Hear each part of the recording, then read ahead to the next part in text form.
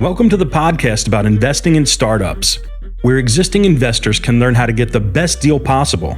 And those that have never before invested in startups can learn the keys to success from the venture experts.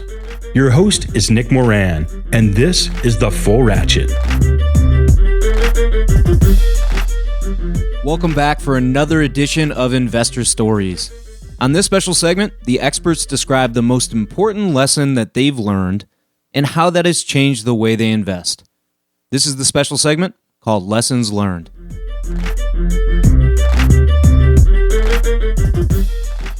On today's special segment, we have Alex Osterwalder, the creator of the business model Canvas and founder of Strategizer.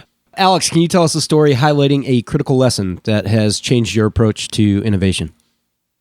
So, I'll go back to failure when, I did probably 2 job interviews in my life that I kind of remember. And the first one was after finishing my studies, I did a job interview with the consulting firm McKinsey.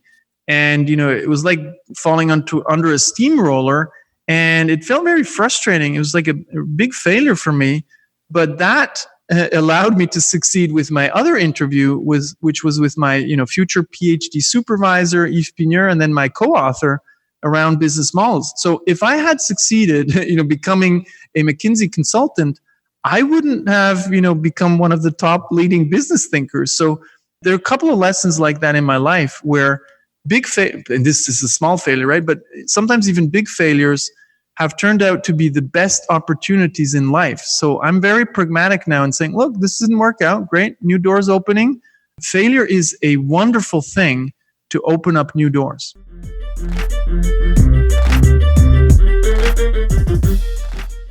On today's special segment, we have Beezer Clarkson of Sapphire Ventures. Beezer, can you tell us a story highlighting a critical lesson that has changed the way you invest? So I want to share something that was not a happy lesson, or it wasn't a happy experience, because I think sometimes I don't want to say I only learn from bad experiences, but they're certainly strong teachers. And I also think this was an experience that I hear GPs tell me about all the time. So I think this is one of those things where GPs and LPs have a similar experience, and we don't always breathe the same air, but this is where I think we're very similar. So this was early on in my investing career. I was meeting with a potential GP, someone who's looking to start a fund. And I was doing all that good time. You spend a bunch of time doing advice, right? And I'm sure you can see exactly where this is going. Like, I was awesome advice person. We gave them lists of LPs. I went through and I prioritized them, who would be the best anchor for them, all that good stuff. We talked about fund strategy. We shared perspectives. We tried to do all those great things, really wanted to help this person launch their fund. I was very wonderfully naive and was like, oh, hey, and here's our requested allocation. It was like, surely we'll get all of it because we were just so helpful. You will not have any surprise what happened. No, we got crushed because I didn't think to make sure I sort of shared that in advance, that the expectation, it wasn't a quid pro quo, but it was, I want to be helpful, but I really want to make sure I'm an investor. And if you think that's not going to happen, let's have that conversation early on. Yep. And so, so it was a big lesson to me, not on not being helpful. And every GP that tells me they've had a similar experience with CEOs, that you invest in early before they start their company. The lesson's never, you don't do that. The lesson is you have to communicate and ask for feedback. So we've tried to be much better about that. And it was just a lesson that it just always dawns on me whenever, because it's hard to ask people for money, right? And LPs have to ask for money too. And it just always reminds me, like, no, if you don't ask, you're not going to know where they stand. And then you could be surprised negatively. There's lots of times when we're surprised positively, and that's great too, but it's the negative ones that stick in my head the loudest. Yep.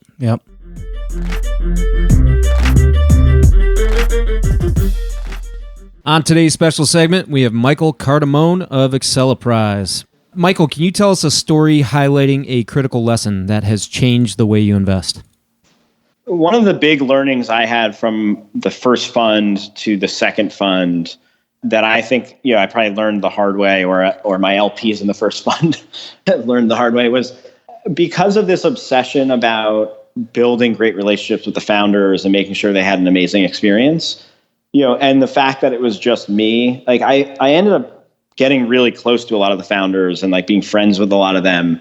And I think too often I would follow on in investments for the wrong reasons. Like it would be like, those situations where like, oh, we're so close, but like no one else will invest, but we're going to run out of money. Can you give us a little bit more money? And I would believe in them because I had a relationship with them and I felt like things were going well. But looking back on it, I think I was a little jaded on like making those decisions because of the relationship and not because it was the right financial decision. So I think the learning from Fund One was around just being much more disciplined and less emotional around how we make follow-on investment decisions. And so that's something that I feel like I've learned a lot around that topic as I've evolved as an investor over the last 5 years. Is there a way that you kind of take yourself out of it? Do you have, an investment committee or other people that you run things by, or, how do you kind of remove that personal component?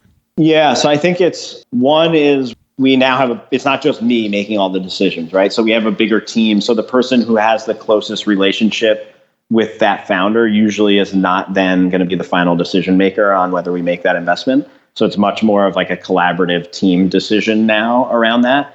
And then we're also just like, looking at, we won't by rule, like almost will not just follow on if no one else is coming in. Like we want to see other people around the table to validate that there's like third party interest. And then I think the other is just like being more cognizant about looking for those hard proof points and data points around kind of, early signs of product market fit. So are they getting emails from customers saying how much they love it? And like, are we seeing that information and looking for signals and data points like that versus making like emotional decisions based on like, you like the founder.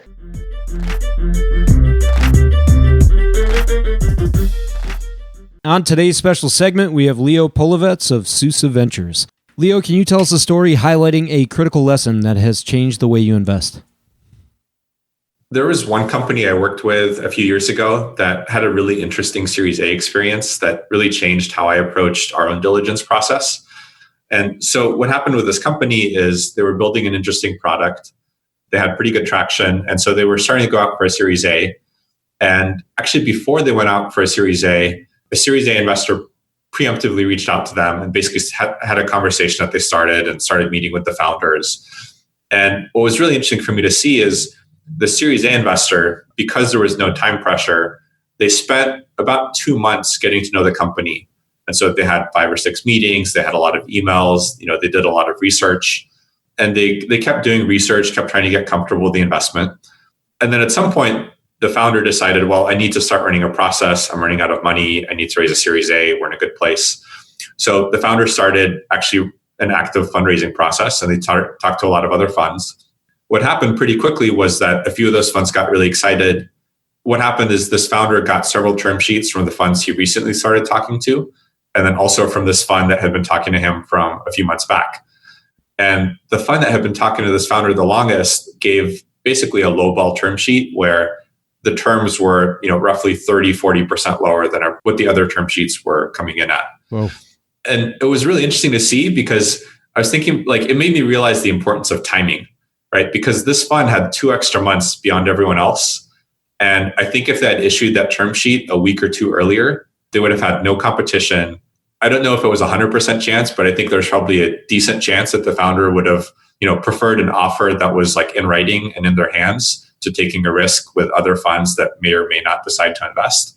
And so I think this fund basically had this great opportunity to, maybe, give a lowball offer, but hopefully raise it a little bit, so that it's a little more fair to the founder, but basically get in because there's no competition. And instead, because they took that extra week or 2 in a 2.5 month process, they really squandered this opportunity. And so I think it made me really appreciative of the value of time and diligence, right? Because sometimes, we all want more info as investors. Like we want to get as much data as we can before making a decision. But a lot of times, if you spend 4 weeks on a seed round instead of 2, it might be that you have a little bit more conviction, but you also might be now competing with 5 investors instead of 0 or 1. And so it's really informed our investing process where we try to err on the side of being a little bit faster. And the way we see it is, if we make 10 investment decisions, we'd rather be right on 8 of them, but have, very little competition when we're trying to invest than take more time and maybe be right on 9 out of 10 decisions. But then each time we have a lot more competition. So maybe we only were able to make, 3 or 6 of those 9 investments. How have you figured out how to move more quickly? Is it just a matter of expediting the process and getting the meetings done within, a week or two? Or, I mean, we've had this struggle as a team because we get together a couple times a week to talk about deals, but there's a feedback cycle, of course, that happens with the founders, and the various team members have different questions that we need to get answered. So, how have you sort of shrunk the total time to decision at SUSE? Yeah, that's a great question. I think for us, having multiple partners really helps with that, because we can do more things in parallel instead of one at a time. And so specifically, we do try to have, we try to fit all of our meetings within about 2 weeks. But if something's moving faster, we have the team bandwidth to squeeze all of those meetings in as little as maybe 3 or 4 days. And then after those meetings, the last step for us is usually doing a little bit of founder reference checks and customer reference checks. Mm-hmm. And there, having more bandwidth really helps too, because, if we have 4 partners doing reference calls instead of 1, we can get through that process, a lot faster.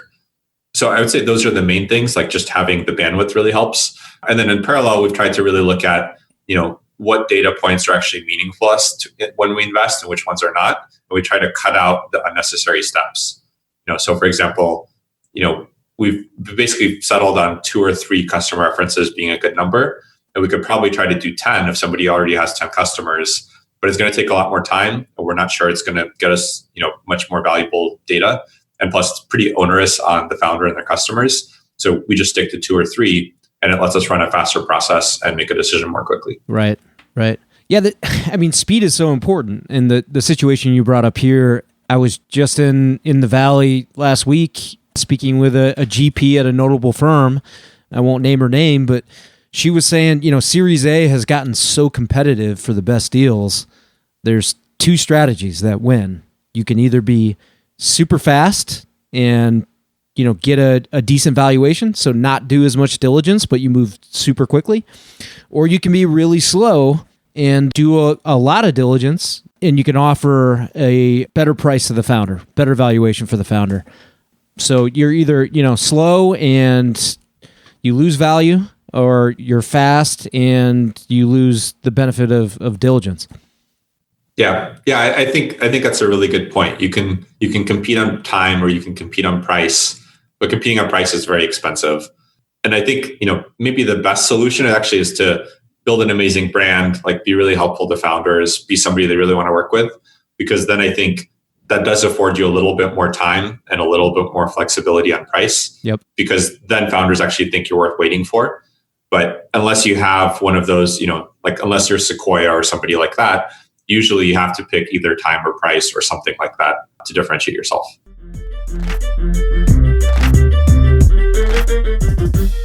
That will conclude this installment of Investor Stories.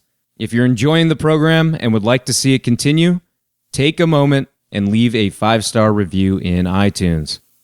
Also, if you'd like updates on new content from TFR, as well as the top 10 VC articles every week, go to fullratchet.net and sign up for the newsletter.